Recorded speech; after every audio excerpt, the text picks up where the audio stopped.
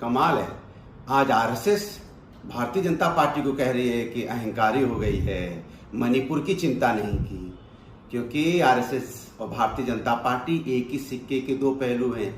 एक ही सिक्के के दो पहलू हैं। ये चूंकि आरएसएस को इस बात का एहसास हो गया है कि जनता इंडिया गठबंधन और विपक्ष के साथ खड़ी है, क्योंकि विपक्ष और इंडिया गठबंधन ही जनता के हक की बात कर रहा है, उनको न्याय दिलाने की बात कर रहा है। कभी आरएसएस ने जनता के साथ खड़ी नहीं हुई।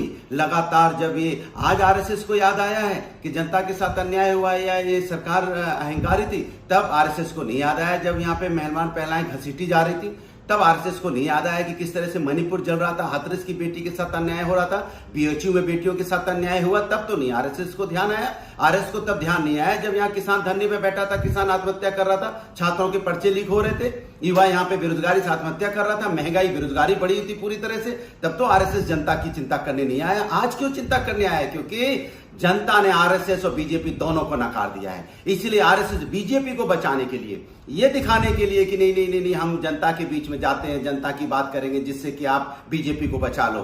अरे जनता सब जानती है, आरएसएस और बीजेपी दोनों एक हैं। अब जनता की बात करने से कुछ नहीं होगा, क्योंकि जब जरूरत थी तब आपने जनता की चिंता नहीं की। जब जनता को जनता तकलीफ में थी, दर्द में थी, तब आरएसएस ने जनता की बात नहीं की। इसलिए आरएसएस बीजेपी को ना बचाए, जनता सब जानती है। इसलिए जनता आज इंडिया गठबंधन और विपक्ष के साथ खड़ी है, और जनता अच्छी तरह से जान गई अब देश की जनता आरएसएस और बीजेपी दोनों एक हैं। ये सिर्फ नाटक कर रही है, इधर जनता के सिंपैथी लूटना चाहती है जनता की बात करके।